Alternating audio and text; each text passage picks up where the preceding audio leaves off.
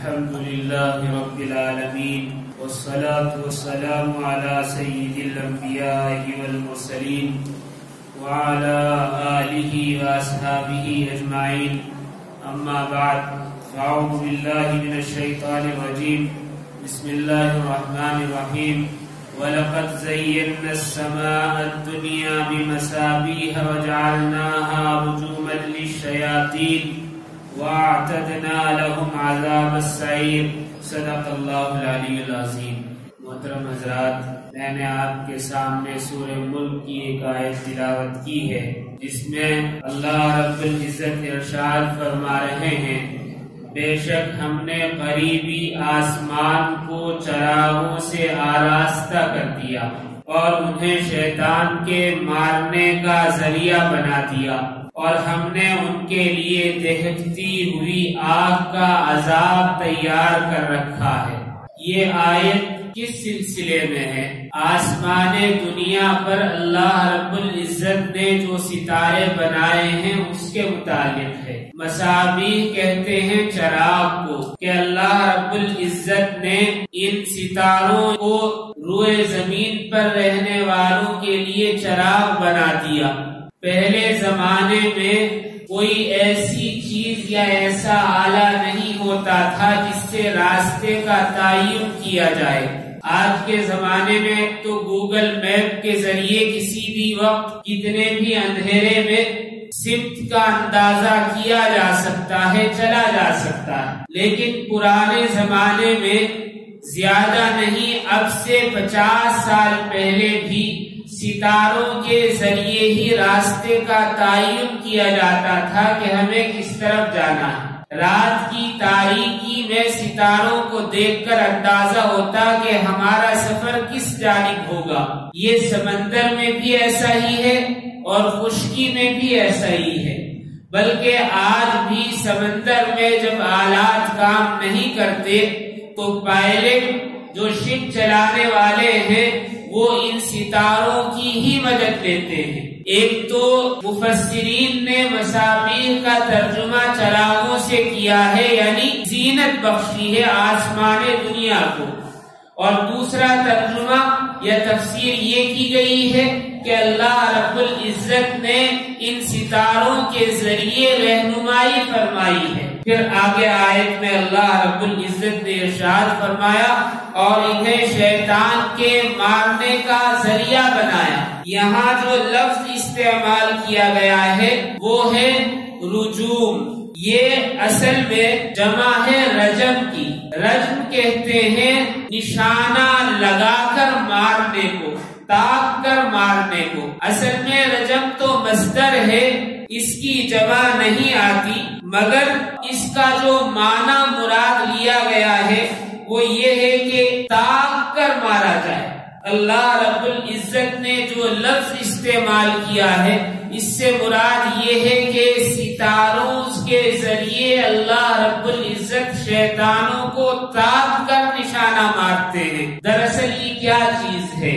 نبی کریم صلی اللہ علیہ وسلم کی بعثت سے پہلے ایک کے کاندھے کے اوپر دوسرا کھڑا ہوتا، دوسرے کے اوپر تیسرا، اس طرح شیاطین کھڑے ہو جاتے تھے، اور بہت اونچی لائن بنا کر آسمانوں پر جو فرشتے رہا کرتے اور آپس میں گفتگو کیا کرتے ان کی بات سننے کی کوشش کیا کرتے تھے۔ جو کچھ بات ان کے کان میں پڑ جاتی وہ آ کر کاہنوں کو بتاتے، ایک بات سچی ہوتی 100 جھوٹی ملا کر بیان کرتے، کاہن لوگوں کو ان کے ذریعے بہکایا کرتے تھے۔ بہرحال نبی کریم صلی اللہ علیہ وسلم کی بعثت کے ساتھ شیاطین کا آسمانوں پر چڑھنا بند کر دیا گیا۔ تاک کر نشانہ لگانے والے ستاروں کے ذریعے اللہ رب العزت نے ان شیاطین کو آسمان پر چڑھنے سے روک دیا ہے۔ اصل میں یہ جو ستارے ہیں جسے ہم اجرام فلکی کہتے ہیں، اس کا ایک دوسرا نام شہاب الثاقب بھی ہے، جسے شہابیہ بھی کہتے ہیں۔ آپ نے رات کے وقت دیکھا ہوگا کہ ایک ستارہ آسمان سے ٹوٹ کر بہت تیزی کے ساتھ چلتا ہوا دکھائی دیتا ہے اور پھر بجھ جاتا ہے۔ ہمارے یہاں ہندوستان میں ہندوؤں کا عقیدہ یہ ہے کہ جب وہ ستارہ ٹوٹ کر اس طرح چلتا ہے تو اس وقت جو دعا مانگی جائے، جو تمنا کی جائے، وہ فوراً پوری ہوتی ہے۔ یہ کفر ہے، ایسا نہیں ہے، اس کا کوئی دین سے تعلق نہیں۔ چونکہ ان کا دین بھی درست نہیں ہے، اس لیے ان کے نظریات بھی اسی طرح کے ہیں، یہ درست چیز نہیں ہے۔ بلکہ نبی کریم صلی اللہ علیہ وسلم کی بعثت کے بعد اللہ رب العزت نے شیاطین کو آسمان پر چڑھنے سے روکنے کے لیے فرشتوں کو متعین کر دیا کہ وہ شہاب ثاقب کے ذریعے شیاطین کو آسمان پر چڑھنے سے روکے، یعنی وہ شہابیے یا شہاب ثاقب جسے کہتے ہیں یا اجرام فلکی کہتے ہیں، ان کے ذریعے شیاطین پر نشانہ لگاتے ہیں اور ان کو زمین پر گرا دیتے ہیں۔ علامہ پانی پتی اور امام قرطبی یہ فرماتے ہیں، اپنی کتابوں میں لکھتے ہیں کہ ہم یہ جو تصور کرتے ہیں کہ ستارہ ٹوٹ کر گرتا ہے، ایسا نہیں ہے۔ ستارہ ٹوٹ کر نہیں گرتا، بلکہ فرشتے ستارے کا ایک حصہ توڑ کر مارتے ہیں۔ امام قرطبی نے اور علامہ پانی پتی نے یہ بات لکھی ہے، اور آج کے زمانے میں سائنس بھی اس کی تصدیق کر رہی ہے۔ ان کا کہنا ہے کہ چند ٹکڑے چاہے پتھر کے ہوں یا کسی اور چیز کے، وہ ٹوٹ کر گرتے ہیں، اور جب وہ تیز رفتار سے چلتے ہیں تو ان میں آگ لگ جاتی ہے۔ ان میں آگ موجود نہیں ہوتی بلکہ آگ لگ جاتی ہے۔ بہت سارے لوگوں کو یہ اعتراض ہو سکتا ہے کہ اللہ رب العزت نے یہاں تو ستاروں کا بیان کیا ہے اور انہیں شیاطین کو مارنے کی بات کی ہے، لیکن ستارے بڑے ہوتے ہیں اور اجرام چھوٹے ہوتے ہیں، یعنی شہابیے چھوٹے ہوتے ہیں، اس کا جواب کیا ہوگا؟ دراصل اللہ رب العزت نے یہاں یہ لفظ استعمال نہیں کیا کہ ستارے بنائے، بلکہ کہا کہ مصباح یعنی چراغ بنائے ہیں۔ اور ایک بات آپ یاد رکھیں، کوئی بھی ستارہ ہو یا شہابیہ ہو وہ خود سے نہیں چمکتا، اللہ رب العزت نے اس میں کوئی چمکنے کی قدرت نہیں رکھی ہے، بلکہ صرف روشنی اور آگ وغیرہ جو بھی ہے وہ سورج میں ہے، باقی کسی سیارے میں چمکنے کی صلاحیت نہیں ہے۔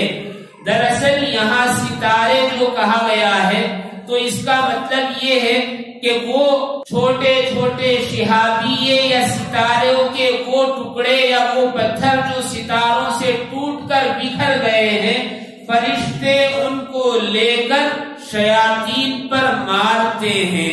آج سائنس بھی اس کی تصدیق کر رہی ہے اور کہہ رہی ہے کہ یہ جو شہابیے ہیں یعنی چھوٹے چھوٹے پتھر ہیں، جب یہ تیزی کے ساتھ چلتے ہیں تو ان میں آگ لگ جاتی ہے، بذات خود ان میں آگ نہیں ہوتی، اور آسمان پر جو ستارے نظر آتے ہیں ان میں روشنی نہیں ہوتی، بلکہ خلا کے اندر، اسپیس کے اندر بہت ساری قسم کی گیس ہوتی ہے، اور زمین و آسمان کی دوری کی وجہ سے یہ گیس ان ستاروں کو چمکاتی ہے، یعنی دور سے روشنی دکھائی دیتی ہے، حالانکہ ستاروں میں روشنی نہیں ہوتی۔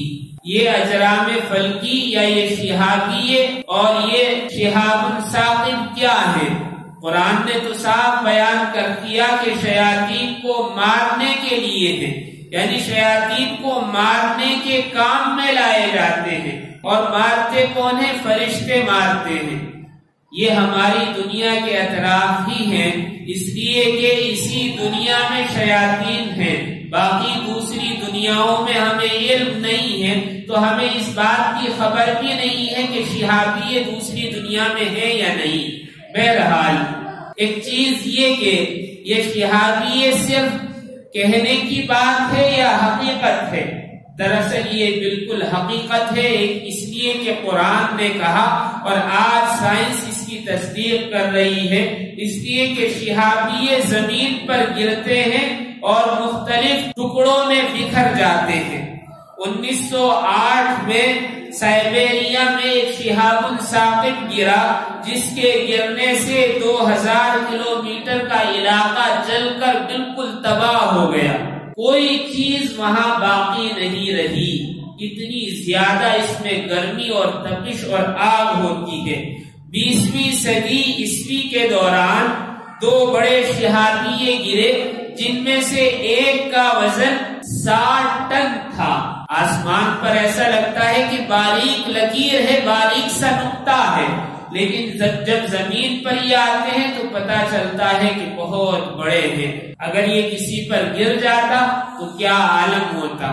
لیکن اللہ رب العزت کی کرشمہ سازی یہ ہے کہ آج تک کسی انسان کی ان شہابیوں کی وجہ سے موت واقع نہیں ہوئی ہے۔ حالانکہ 60 ٹن معمولی چیز نہیں ہوتی، لیکن آسمان سے اتنی تیز رفتار سے گرا، آج تک کسی کی موت واقع نہیں ہوئی۔ اسی طرح 2013 میں فروری کے مہینے میں رشیا میں ایک شہاب ثاقب گرا جس کا وزن 10 ٹن تھا۔ زمین کی طرف آنے کی جو اس کی سپیڈ تھی وہ 54,000 کلومیٹر فی گھنٹے کی رفتار تھی، اتنی تیزی کے ساتھ آ رہا تھا۔ اگر یہ اتنی تیزی کے ساتھ ہی زمین سے ٹکرا جاتا تو زمین پر بڑا دھماکہ ہوتا اور بہت زیادہ جانی اور مالی نقصان ہوتا جس کا اندازہ نہیں کیا جا سکتا۔ لیکن اللہ رب العزت کی قدرت، زمین سے صرف 50 کلومیٹر آسمان میں اوپر کی طرف یہ ایک دم چکنا چور ہو گیا، جیسے کسی چیز سے ٹکرا کر کوئی چیز پاش پاش ہو جاتی ہے۔ زمین سے 50 کلومیٹر اوپر یہ پاش ہو گیا اور باریک باریک ٹکڑوں میں یہ بکھر گیا۔ ان ٹکڑوں سے نقصان تو ہوا، تقریباً 1100 لوگ زخمی ہوئے، لیکن 1100 میں سے کسی ایک کی بھی موت واقع نہیں ہوئی۔ 10 ٹن کا بڑا بھاری شہابیہ آسمان سے اترا، لیکن زمین پر پاش ہو کر بکھر گیا۔ جب ان کو جانچا گیا ٹکڑوں کو تو سب سے بڑا ٹکڑا ان میں جو پایا گیا وہ صرف 60 سینٹی میٹر کا تھا۔ یہ اللہ رب العزت کی کرشمہ سازی ہے کہ اللہ رب العزت نے انسانوں کو اس سے بچا لیا۔ اس کی رفتار بہت زیادہ تھی، یہ اتنی تیز رفتار چل رہا تھا کہ 1 سیکنڈ میں 1700 کلومیٹر کا فاصلہ طے کر رہا تھا۔ اگر یہ زمین پر گر جاتا براہ راست تو پتہ نہیں کیا کیا نقصانات ہوتے۔ یہ شہابیہ جو آسمان سے گرا تھا، اس کے اندر روشنی سورج سے زیادہ تھی۔ سورج کی روشنی جب یہ زمین کے قریب آیا تو ختم ہو گئی اور صرف اس کی روشنی نظر آتی رہی۔ اور آپ نے سنا ہوگا کہ جاپان میں ہیروشیما پر جو بم گرایا گیا تھا، اس بم کے بالمقابل اس شہابیے کی طاقت 3 گنا زیادہ تھی۔ اگر یہ زمین پر گر جاتا ایسے ہی صحیح سالم جیسے اوپر سے اتر رہا تھا 10 ٹن کا، تو ظاہر سی بات ہے کتنا نقصان پہنچاتا۔ اللہ رب العزت نے انسانوں کو اس سے بچایا ہے۔ آج بھی بہت سارے شہابیے زمین کی طرف گرتے ہیں لیکن ان کا کوئی نقصان نہیں ہوتا۔ ابھی سعودی عرب میں کچھ شہابیے گرے ہیں، ایک مقام پر ایک شہابیہ گرا تو جس سے 100 میٹر سے بھی زیادہ چوڑا ایک گڑھا پڑ گیا زمین کے اندر، اور وہ گڑھا کتنا نیچے تک ہے کچھ خبر نہیں ہے۔ اس کے اندر جو چیز بھی ڈالی جاتی ہے وہ غائب ہو جاتی ہے۔ کیمرے ڈرون کے ذریعے پہنچائے گئے، ان کی رینج ختم ہو گئی، لیکن وہ سراغ نہیں پا سکے کہ یہ سراغ کہاں تک ہے، یعنی کتنا نیچے تک وہ شہابیہ پہنچ گیا ہے۔ یہ اللہ رب العزت کی قدرت ہے کہ انسانی آبادیاں ہیں، سب کچھ ہے، لیکن نشانہ جس کو بنایا جاتا ہے صرف انہی کو لگتا ہے۔ انسان جو اس دنیا میں آباد ہے مختلف جگہ، آج تک یہ ریکارڈ ہے کہ کوئی انسان اس کی وجہ سے مرا نہیں ہے۔ یہ اللہ رب العزت کی کرشمہ سازی ہے۔ 1982 62 میں ایک ریسرچ ہوا تھا جو مصر کے مختلف اخبارات میں شائع ہوا، لیکن یورپ نے اور اسرائیل نے اسے فوراً دبا دیا اور کہا کہ یہ جھوٹی خبر ہے، اس پر کوئی تحقیق نہیں کی گئی۔ دراصل ریسرچ کیا تھا؟ وہ ریسرچ یہ تھا کہ 50 سال سے سائنسداں مسلسل یہ دیکھ رہے تھے کہ رمضان المبارک میں شب قدر کے دن یہ شہابیے نہیں گرتے، حالانکہ روزانہ ہر رات کم و بیش 30 سے 35 ہزار شہابیے زمین پر گرتے ہیں، ان کے مختلف ٹکڑے گرتے ہیں۔ اندازاً سائنسدانوں نے گنا ہے کہ 30 سے 35 ہزار ہر رات یہ شہابیے گرتے ہیں، لیکن جس رات شب قدر ہوتی ہے ایک شہابیہ بھی آسمان سے زمین کی طرف نہ تو آتے ہوئے دکھائی دیا اور نہ زمین پر گرنے کا کوئی ثبوت ملا۔ پورے 50 سال اس پر تحقیق ہوئی، لیکن ایک رات بھی جو شب قدر کی گزری ہے اس کے اندر یہ شہابیہ زمین کی طرف آتا ہوا نہیں دکھائی دیا، حالانکہ 33,000 یا 35,000 کے قریب گرتے ہیں۔ اس ریسرچ کو کیوں چھپا دیا گیا؟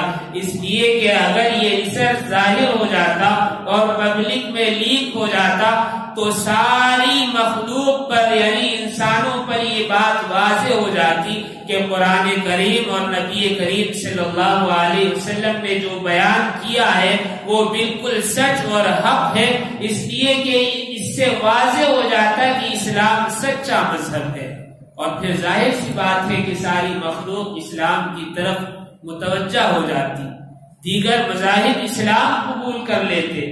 یہودیوں نے عیسائیوں نے اس تحقیق کو چھپا لیا، لیکن اللہ رب العزت کہیں نہ کہیں سے اسے ظاہر فرما دیتے ہیں۔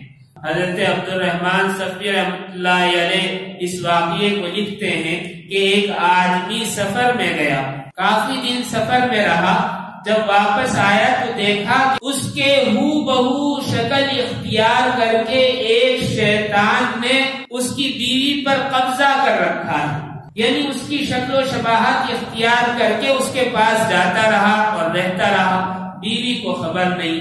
اس نے کہا کہ تو میرے گھر میں کیسے ہے؟ اس نے کہا کہ میں ہوں، تو مجھے نہیں نکال سکتا، میں تجھے پریشان کر دوں گا۔ جب بھی یہ اس کے سامنے جاتا تو یہ اسے پاگل کر دیتا، یعنی اس کے حواس جواب دے جاتے۔ تو ایسے میں بہت پریشان، اس نے کہا کہ اچھا کوئی تو طریقہ نکال۔ تو شیطان نے کہا کہ ایک طریقہ ہے کہ ایک رات تو جا اور ایک رات میں جاؤں گا۔ کہا کہ ٹھیک ہے، چلو یہی صحیح۔ اس طرح بہت دن گزر گئے۔ ایک دن اس آدمی نے کہا کہ اتنے دن تیرے ساتھ رہتے ہوئے ہو گئے، تجھ سے کوئی فائدہ نہیں ہوا مجھے آج تک۔ کہا کہ کیا چاہتا ہے؟ کہا کہ میں آسمان دیکھنا چاہتا ہوں کہ آسمان کیسا ہے۔ کہا کہ ٹھیک ہے، میں تجھے دکھاتا ہوں کہ فلاں دن تیار رہنا، میں تجھے لے کر چلوں گا۔ اس دن اس آدمی نے تیاری کی اور شیطان کا انتظار کیا۔ جب شیطان آیا تو اس کی کمر پر سوار ہو کر یہ آسمان کی طرف اڑنے لگا۔ شیطان آسمان کی طرف چڑھتا گیا، جب کافی اونچائی پر پہنچ گئے تو ایک شہابیہ یعنی آگ کا گولا آیا اور تیزی کے ساتھ اس شیطان پر لگا۔ جیسے ہی لگا تو اس کی کھال جل گئی اور وہ تڑپ اٹھا اور اڑنا یا آسمان پر چڑھنا بھول گیا، اور یہ آدمی کہیں جا کر پڑا اور یہ شیطان کہیں اور جا کر پڑا۔ کچھ دنوں کے بعد پھر اس آدمی نے کہا کہ دیکھو اس دن تو بچ گئے جس طرح بھی تھے، کیا تھا مجھے تو خبر نہیں، لیکن آج مجھے ضرور سیر کرا دو۔ کہا کہ نہیں، اب ہمت نہیں ہوتی۔ کہا کہ نہیں، اتنے دن سے تم میرے حق پر قابض ہو، لہذا اتنا تو کرنا ہی پڑے گا۔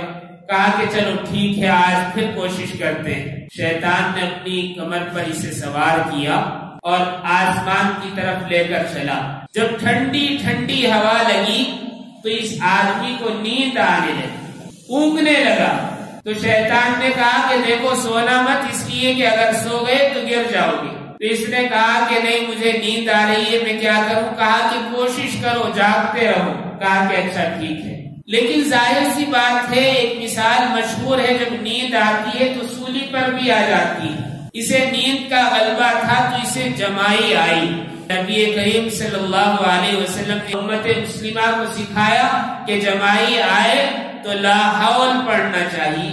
تو جیسے ہی اسے جمائی آئی، چونکہ عادت تھی تو لا حول پڑھا، تو شیطان پگھلنا شروع ہو گیا اور زمین پر گرتے گرتے اس نے کہا کہ ہائے افسوس، تو نے کیسے الفاظ استعمال کر لیے کہ ہمیشہ کے لیے مجھ سے جان بچا لی، تیری بیوی بھی مجھ سے آزاد ہو گئی۔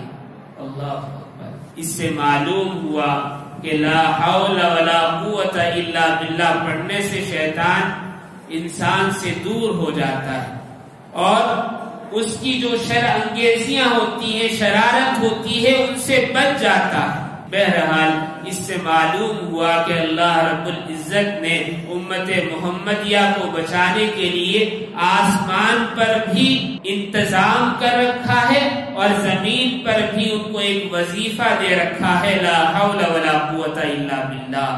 آخر آیت میں اللہ رب العزت نے ارشاد فرما دیا، وَأَعْتَدْنَا لَهُمْ عَذَابَ السَّعِيرِ، کہ ہم نے ان کے لیے دہکتی ہوئی آگ کا عذاب تیار کر رکھا ہے۔ اس دنیا میں تو یہ معمولی سزا ہے کہ آسمان پر چڑھنے نہیں دیا جاتا، لیکن روز قیامت انہیں ابلتی ہوئی آگ میں اللہ رب العزت ڈال دیں گے۔ اللہ رب العزت ہم سب کی حفاظت فرمائے اور نبی کریم صلی اللہ علیہ وسلم کی تعلیمات پر چلنے کی توفیق عطا فرمائے، شیاطین کے شر سے ہم سب کو محفوظ رکھے۔ وآخر دعوانا ان الحمدللہ۔